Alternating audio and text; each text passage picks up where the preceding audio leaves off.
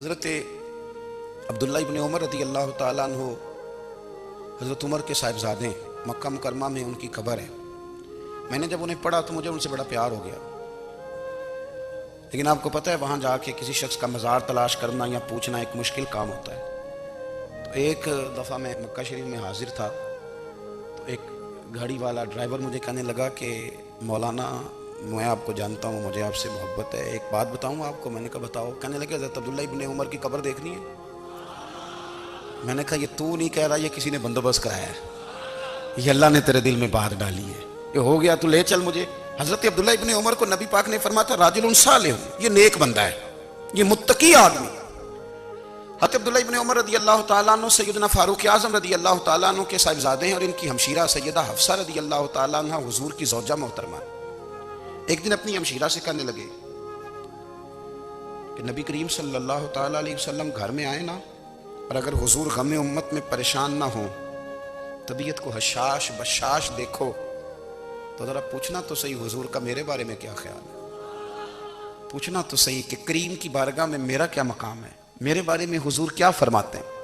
अब बहन को काम बताए और बताए भी भाई, और फिर बहन वो काम ना करे, ये तारीख में होता नहीं।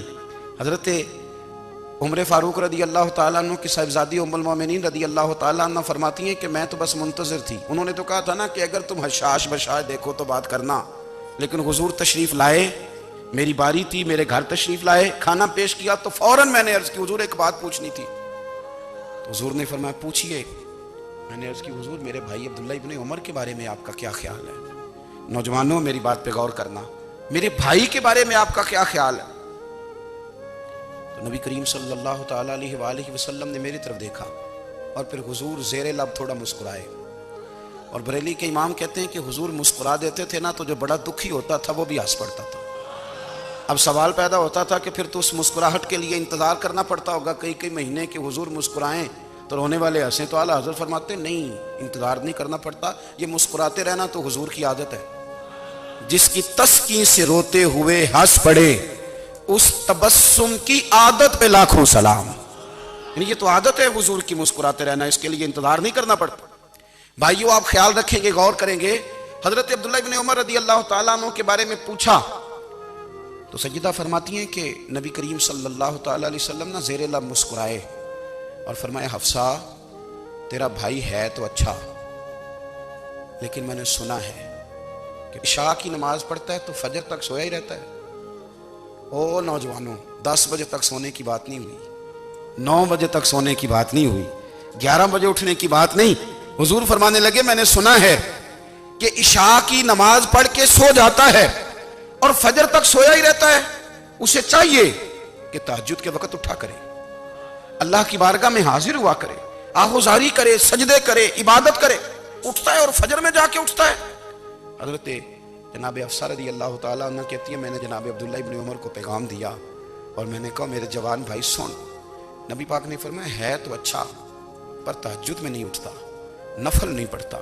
ओ मेरी मिल्लत के जवानों, मज़ा नहीं आ जाता जब सारी दुनिया सोई हो, सारी दुनिया, और बिस्तर भी गर्म हो और नींद भी पूरा गलबा कर रही हो, और अचानक घंटी बजे दिमाग में, आंख खुले, घड़ी पे नजर पड़े 3:30-4 बजे का पैगाम घड़ी बताए, और कोई चढ़ती जवानी वाला उठे, उठ के वुजू करे, और जब वो मुसल्ला खोल के बिछाए तो मदीने वाले महबूब कहते हैं कि हर नमाज पे रब सवाब देता है, और जो उठ के तहज्जुद की नमाज पढ़े उसे देख के तो रब मुस्कुराता है।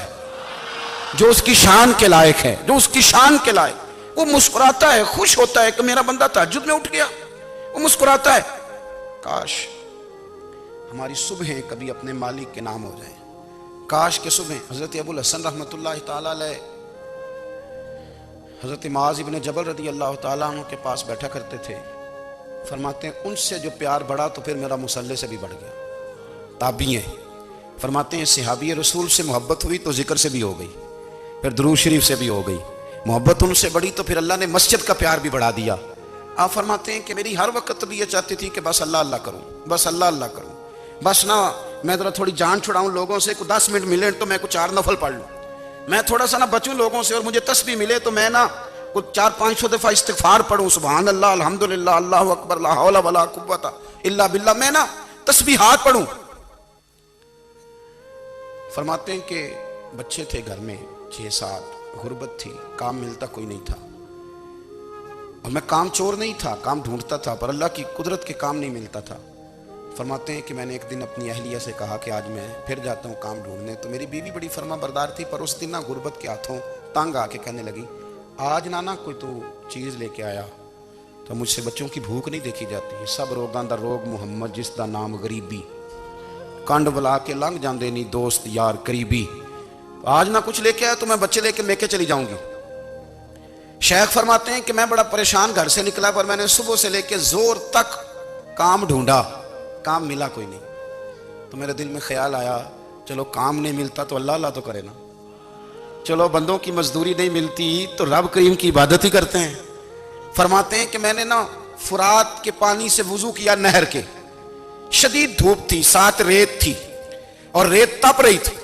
मैंने अपना रुमाल वहीं मुसल्ला के तौर पर बिछा लिया और फरमाते हैं कि जोर से लेकर असर तक नमाज पढ़ी, धूप भी पूरे जोर पे, पर मेरे सजदे का ज़ौक़ भी पूरे जोर पे।